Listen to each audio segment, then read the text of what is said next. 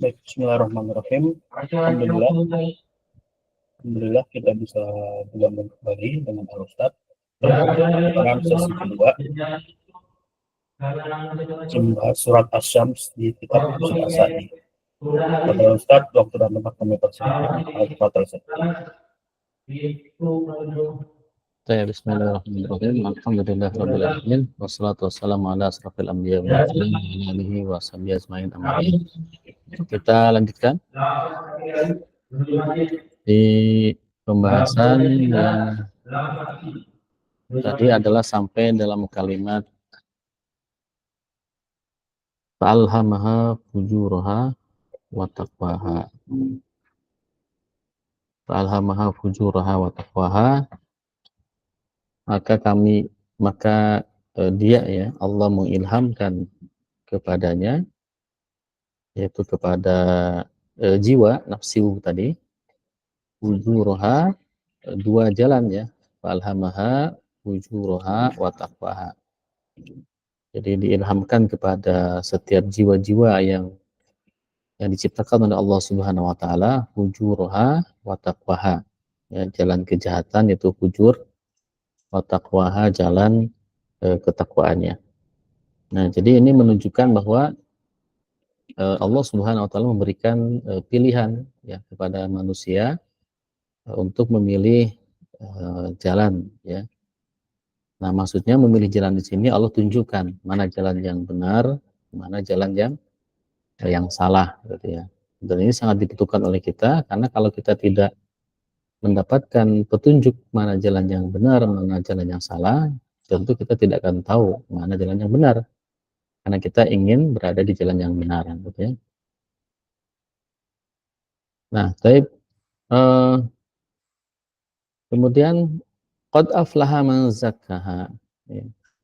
Sungguh beruntunglah man zakkaha, orang yang mensucikan jiwa itu. Tadi kan disebutkan di atas, wa nafsi wa ma sawaha. Demi jiwa yang telah Allah sempurnakan penciptaannya, di mana setiap jiwa ini Allah ilhamkan kepadanya mana jalan yang salah, mana jalan yang benar. Tentu tujuan Allah ilhamkan jalan yang benar dan salah itu agar manusia atau jiwa-jiwa itu memilih jalan yang benar. Maka di antara setiap makhluk yang memilih jalan yang benar itu apa? Aflaha man zakaha. Orang itu beruntung ketika dia memilih jalan yang benar ya. Orang yang menyucikan jiwa itu adalah orang-orang yang memilih jalan takwaha ya. Wa qad khaba man dassaha, dan rugilah orang-orang yang mengotorinya ya. Mengotori berarti mengotori jiwa tadi ya. Jadi di sini kalau kita lihat ya, ada peran manusia ya dalam menentukan atau memilih mana yang zakaha dan mana yang dassaha ya. Zakaha itu berarti yang takwaha, dassaha berarti fujuraha gitu ya. Jadi Allah memilih atau memberitahu kepada kita, mengilhamkan kepada kita melalui utusannya itu para nabi dan rasul, jalan yang menuju fujur, yang buruk, jalan mana yang menuju takwa. Nah, di antara dua jalan ini, maka beruntunglah orang yang memilih jalan yang takwa. Kenapa? Berarti dia sedang mensucikan jiwanya. Jiwanya disucikan oleh dia karena memilih jalan yang takwa. Tapi ketika dia memilih jalan yang fujur, maka sungguh dia telah mengotori jiwanya. Ya, waqad khaba man dassaha. Ya. Jadi ai akhfa nafsuhu al-karimah. Dia mengosongkan, menyembunyikan jiwanya dari yang mulia.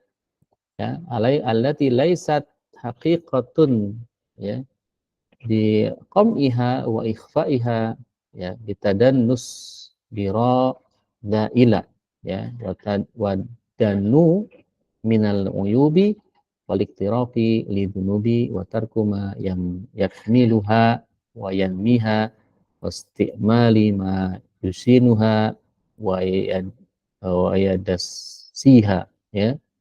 Nah, jadi orang-orang yang memilih jalan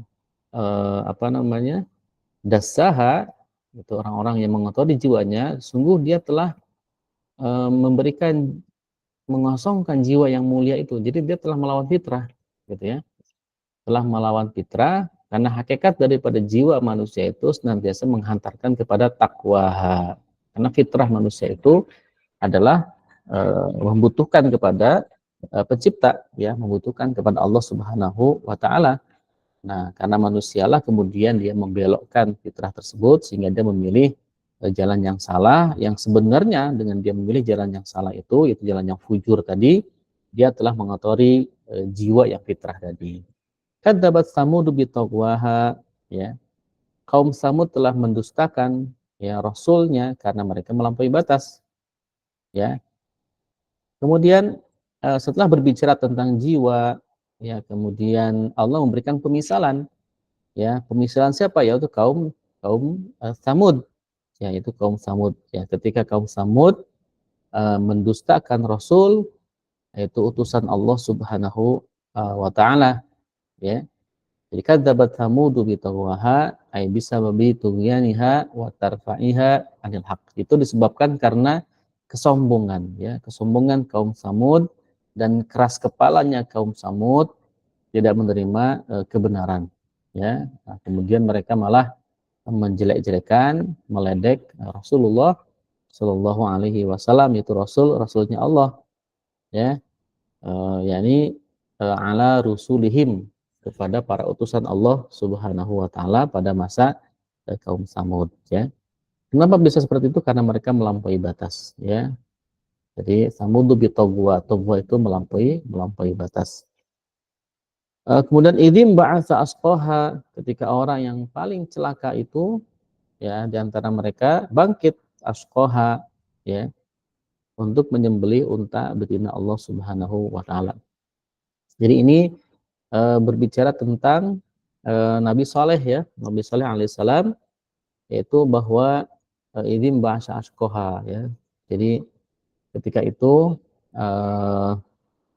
Nabi Saleh itu mampu mengeluarkan unta dari bebatuan, ya, ketika kaum Samud meminta pembuktian tentang mukjizat atau kenabian daripada Nabi Saleh tersebut. Lalu Nabi Saleh alaihissalam itu mengeluarkan unta, ya, daripada batu itu, ya. Faqala lahum Rasulullah naqatallahi wa suqyaha, maka Rasulullah itu Nabi Saleh itu berkata kepada mereka orang-orang Samud, naqatallahi wa suqyaha, biarkanlah unta Allah ini, naqah itu unta betina Allah, beserta dengan minumannya, ya, beserta dengan minuman. Jadi ikhdaru aqrana qatillahi allati ja'alaha lakum ayatun 'azimah wala tuqabilu ni'matallahi 'alaikum bisaqi labniha an taqiruha, ya, fakadzabu nabiyahum salihan. Jadi bahwa nabi atau unta betina ini senantiasa mengeluarkan air susu, gitu ya. Nabi Soleh memerintahkan kepada kaumnya untuk hari ini minum air, besoknya minum susu. Terus di situ, ya, di hari ini minum air, besoknya minum susu. Nah, ketika manusia minum susu, biarlah unta itu minum air, jadi gantian dengan unta. Nah, tapi sebagian kaum Nabi Soleh kemudian melanggar itu, ya, sehingga mereka kemudian minum, ya, air di waktu jadwalnya unta minum air. Ini tentu melanggar perintahnya Nabi Soleh alaihissalam. Maka Nabi Soleh mengatakan, biarkanlah dia, ya, unta betina itu meminum jatah airnya, jangan juga, ya. Tapi fakadzabuhu, orang-orang itu kaumnya Nabi Soleh itu malah mendustakan, ya, kemudian fa'aqaruha, mengabaikan, ya, mengabaikan perintah Nabi Soleh, malah fa'aqaruha, mereka malah menyembelih unta tersebut, ya. Jadi inilah contoh kaum yang tadi mengotori jiwa-jiwa tadi, ya. Allah sudah berikan petunjuk untuk mengikuti Nabi Soleh, umatnya malah menyelisihi Nabi Soleh dan malah menyelisihi bahwa Nabi Soleh memerintahkan untuk menjaga unta itu, untuk membiarkan jatah minum airnya sehingga kita bisa kebagian dapat air minum susu untanya, malah disembelih, ya oleh kaumnya Nabi Saleh yang disebut dengan kaum Samud tadi, ya. Jadi fakadzabu faqara fadamdama alaihim rabbuhum bidzambihim, maka Allah membinasakan mereka, ya, maka Tuhan mereka membinasakan mereka bidzambihim karena dosa-dosa mereka, fasawwaha, lalu Allah meratakan tanah mereka dengan tanah, gitu ya. Jadi siksaan atau azab yang Allah turunkan kepada kaum Nabi Samud adalah dengan meratakan mereka dengan tanah. Ya, karena kaum Samud itu kan terkenal sombong, ya, walaupun keahliannya mereka mampu membuat bangunan-bangunan yang gagah, ya, dengan tiang-tiang yang kokoh, gitu kan, kaumnya Nabi Samud ini dari batu-batuan. Tapi Allah kemudian membinasakan mereka dan meratakan mereka dengan tanah.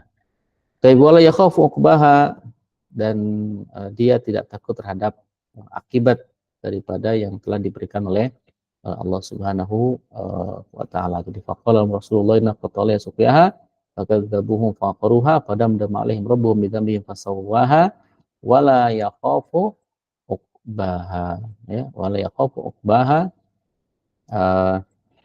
ay tabi'ataha, ya. Jadi tabiatnya kaum, ya. Jadi wa kaifa yakhafu man huwa qahir la yakhruju an qahwatin wa tasarrufihi, ya, makhlukin al-hakimu fi kulli ma qadahu wa syara'uhu, yani Allah Subhanahu wa taala. Jadi ini bertanya, ya, siapakah yang ya, bagaimana mungkin Allah khawatir dengan akibat dibinasakannya kaum Samud, karena Allah yang menciptakan mereka dan Allah juga yang menciptakan tanah itu sendiri, ya. Jadi tidak ada yang dikhawatirkan oleh Allah Subhanahu wa taala. Nah, baik. Kesimpulan dari ayat ini adalah bahwa Allah Subhanahu wa taala dengan menyebutkan beberapa makhluknya, bersumpah dengan makhluknya, yaitu dengan dengan matahari, waktu duha, ya, kemudian bulan, kemudian waktu siang, kemudian waktu malam, langit, kemudian dengan bumi, dan juga terakhir dengan jiwa-jiwa yang Allah ciptakan, makhluk-makhluknya, itu menunjukkan kekuasaan Allah Subhanahu wa taala. Bahwa Allah yang telah menciptakan semuanya dengan keteraturan, ya, dengan keteraturan yang telah Allah ciptakan. Ini Allah sebutkan seperti itu agar manusia bisa melihat, ya, betapa luasnya kekuasaan Allah Subhanahu wa taala. Seharusnya orang-orang yang melihat kekuasaan Allah tadi yang disebutkan dari awal tadi, dia akan makin mendekatkan diri kepada Allah Subhanahu wa taala. Karena tidak ada satupun makhluk yang bisa mengatur, menciptakan dan mengatur alam semesta sedemikian rupa sehingga bisa berjalan seperti ini, ya. Lalu kemudian Allah setelah menyebutkan semua makhluk-makhluk yang Allah ciptakan, Allah kemudian menciptakan jiwa-jiwa, yaitu jiwa-jiwa makhluk-makhluk Allah terutama manusia. Lalu Allah Subhanahu wa taala memberikan informasi, ya, mengilhamkan kepada manusia pada dua jalan, ya, mana jalan yang fujur, mana jalan yang takwa. Kita diminta milih, silahkan pilih, ya. Ibaratnya begitu. Walaupun Allah senantiasa mendorong manusia dengan para rasul dan para nabinya untuk memilih jalan yang takwa, ya kan? Jalan takwa. Kemudian juga Allah memberikan fitrah kepada manusia bahwa jiwa manusia itu senantiasa, ya, menuju kepada kebenaran, menuju pada jalan yang takwa. Tapi sayangnya mereka apa? Sayangnya mereka adalah mengotori jiwa-jiwa mereka sendiri, ya, karena akibat pilihan mereka. Sudah jelas di situ ada nabi, sudah jelas ada rasul, sudah jelas ada petunjuk, sudah jelas ada hidayah di mana-mana, tapi dia malah mengotori jiwanya dengan memilih jalan yang salah. Maka faqad khaba man dasaha, rugilah orang-orang yang mengotori jiwa-jiwa tadi. Dan beruntunglah orang-orang yang mensucikan jiwa tadi. Waqad aflaha man zakkaha. Nah, kemudian setelah Allah menjelaskan tadi, Allah memberikan contoh tentang kaum Samud, ya. Kaum Samud dengan kesombongannya, ya, telah memilih jalan yang salah, telah memilih jalan yang fujur. Padahal di situ ada Nabi Saleh, nabinya Allah, rasulnya Allah, yang diutus kepada kaum Samud untuk mengajak kepada hidayah Allah atau jalan takwa tadi. Tapi kaum Samud malah memilih jalan yang fujur, ya, malah mendustakan Nabi Saleh dan menghina Nabi Saleh, bahkan menyepelekan Nabi Saleh. Oleh karena itu kemudian mereka Allah hinakan dengan azab yang pedih, yaitu diratakan dengan bumi, ya, sehingga tidak ada yang bisa mengkhawatirkan akibat daripada dibinasakannya kaum Samud tadi. Nah, mudah-mudahan kita umat Nabi Muhammad SAW mendapatkan keberuntungan ya ketika umatnya itu sedang umatnya itu melakukan maksiat, tidak Allah langsung azab ya seperti kaumnya nabi-nabi sebelumnya ya. Namun Allah peringatkan, Allah kasih ujian ya. Walaupun kadang-kadang juga Allah kasih azab, tapi azabnya tidak seperti halnya kaum-kaum yang lain ya. Azab-azab yang Allah turunkan kepada kaum-kaum tertentu di negeri ini, di dunia ini itu sebagai ibrah yang harus diambil pelajarannya oleh kita ya, oleh orang-orang manusia-manusia yang tidak mendapatkan azab Allah Subhanahu wa taala. Untuk kita berlindung daripada Allah untuk tidak mendapatkan azabnya Allah Subhanahu wa taala. Baik ya, silakan demikian ya surah Asy-Syams yang tadi dijelaskan tafsirnya.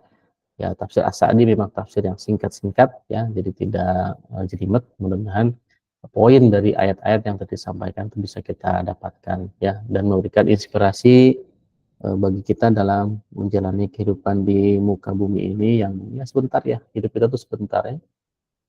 Al-Fakir punya banyak teman yang dulu bersama-sama, tapi sudah ada sebagian yang meninggal ya.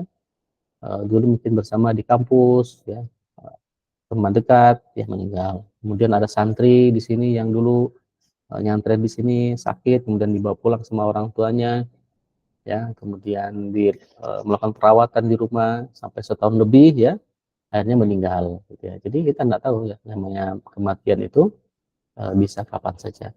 Nah, ini pelajaran yang bisa kita ambil adalah Allah senantiasa mewafatkan manusia itu berdasarkan kebiasaannya. Nah, santri ini meninggal dalam kondisi yang Masya Allah ya, beliau ini tidak pernah meninggalkan sholat tahajud ya. Setelah dari pondok itu walaupun sakit, dia berusaha untuk sholat tahajud ya. Jam 2 sudah bangun ya, jam 3 sudah sholat tahajud ya. Kemudian juga tilawah Quran, murojaah Quran, nambah hafalannya walaupun dalam kondisi sakit ya. Ananda ini terdiagnosa kena tumor otak ya. Masya Allah subhanallah ya. Tapi kebiasaan beliau mengantarkan beliau insya Allah ke husnul khatimah. Nah tentu kita pun juga ingin husnul khatimah ya, meninggal dalam kondisi yang baik akhirnya. Dan ingat ya, kita harus menciptakan kebiasaan-kebiasaan baik ya. Kebiasaan-kebiasaan baik harus mengiringi, menemani hidup kita. Kenapa? Karena Allah akan mewafatkan kita dalam keadaan kebiasaan kita ya. Kebiasaan ngajar mungkin Allah wafatkan ketika ngajar. Kebiasaan sholat Allah wafatkan ketika dia sholat. Kebiasaan saum dia akan diwafatkan dalam kondisi saum ya. Nah, kebiasaan main game yang berlarut-larut bisa jadi dimatikan dalam kondisi main game berlarut-larut. Nauzubillah min dzalik.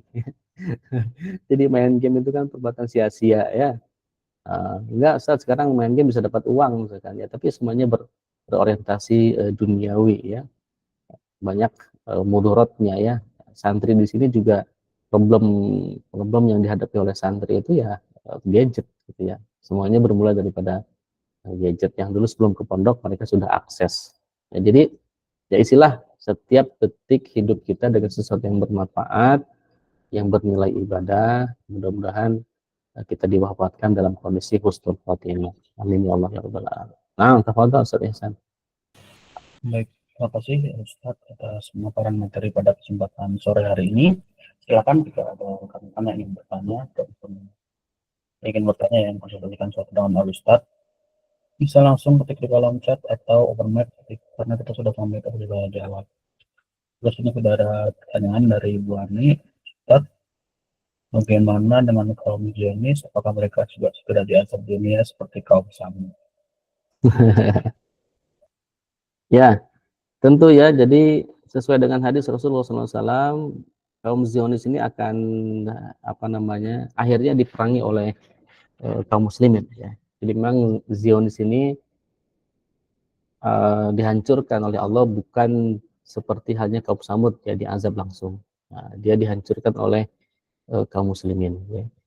Nah, tentu ini menjadi ujian ya. Kadang-kadang adanya makhluk-makhluk seperti Zionis ini, orang-orang Zionis Israel ini adalah untuk menguji keimanan kaum muslimin ya. Dan siapakah di antara kaum muslimin ini yang nanti itu di mana posisinya, apakah mendukung mereka atau malah memerangi mereka.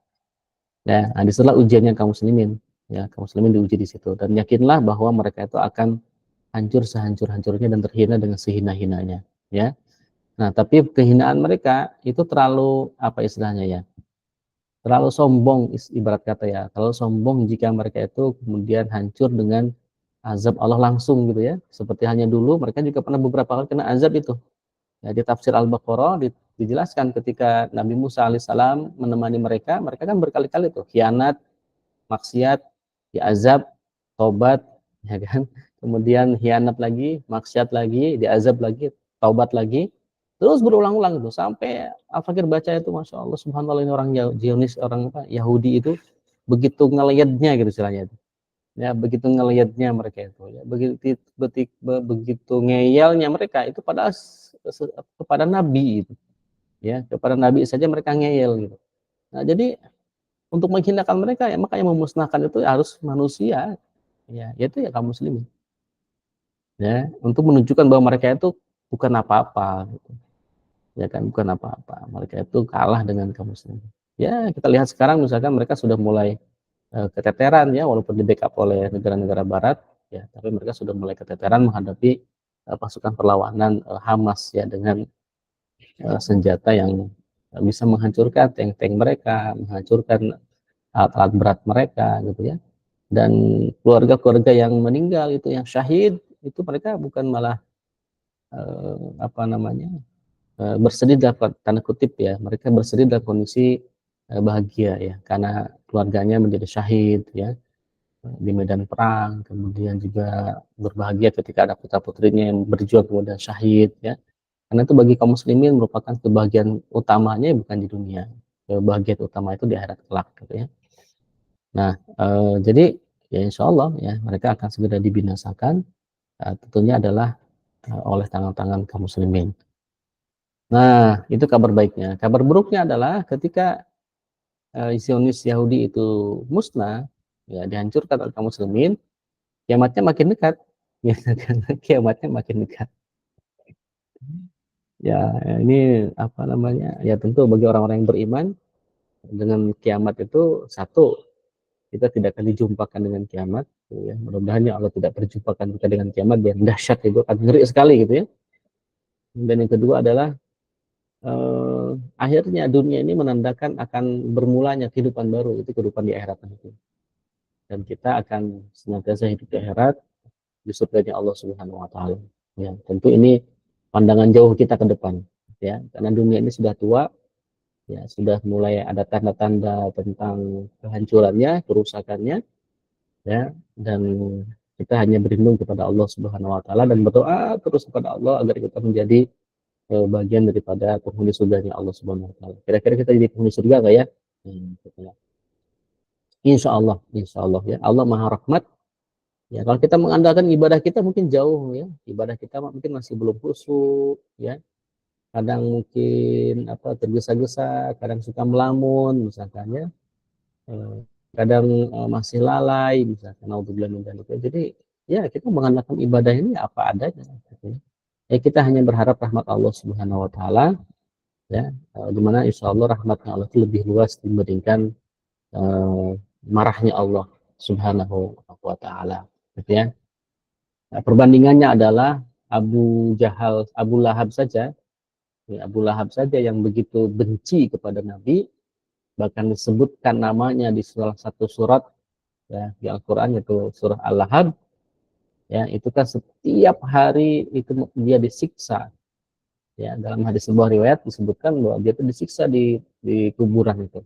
Hanya satu hari dia itu dihentikan siksaannya. Ada yang bilang diringankan siksaannya kapan ketika hari kelahirannya Nabi Shallallahu Alaihi Wasallam. Di hari kelahiran itulah kemudian Abu Lahab itu menurut kisah Ibnu Abbas ya, yang mendengar cerita dari Abbas bin Abdul Muthalib yang bermimpi ya, bermimpi, dan mimpi itu diceritakan kepada Nabi Muhammad Shallallahu Alaihi Wasallam ya, bahwa Abu Lahab itu dibebaskan, diringankan siksaannya di setiap hari kelahirannya Nabi Shallallahu Alaihi Wasallam. Gara-gara apa? Gara-gara Abu Lahab ini berbahagia ketika lahirnya Nabi, dan saking bahagianya kemudian Abu Lahab ini membebaskan budaknya. Nah, jadi budak itu dibebaskan karena kelahiran Nabi Shallallahu Alaihi Wasallam. Itu orang kafir, ya, orang kafir begitu saja mendapatkan kebaikan rahmat Allah Subhanahu Wa Taala. Mudah-mudahan kita yang istiqomah, bukan orang kafir, kita mukmin, kita muslim, berusaha taat kepada Allah dengan semampu kita, ya, berharap surga, ya tidak apa-apa, itu adalah hak kita, dan insya Allah mudah-mudahan ya Allah Subhanahu Wa Taala memberikan, mengabulkan kita. Kita harus husnudzon kepada Allah, harus husnudzon kepada Allah, kita menjadi ahli surga Allah Subhanahu Wa Taala. Amin. Amin. Kira-kira begitu, Bu. Wallahu a'lam. Baik, terima kasih Ustaz atas jawaban yang diberikan. Silakan jika ada yang ingin bertanya, kita buka satu orang lagi untuk menanya. Silakan.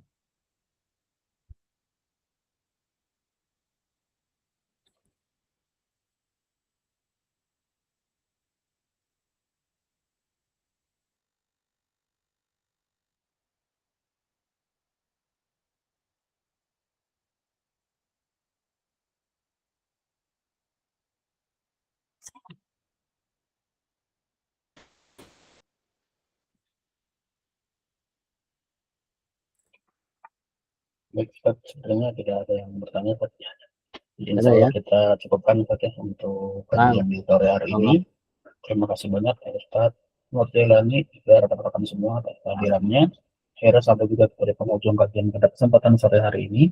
Marilah kita tutup dengan sama-sama membaca alhamdulillah. Alhamdulillahirrahmanirrahim. Dan baca doa kafaratul majlis. Doa nafaul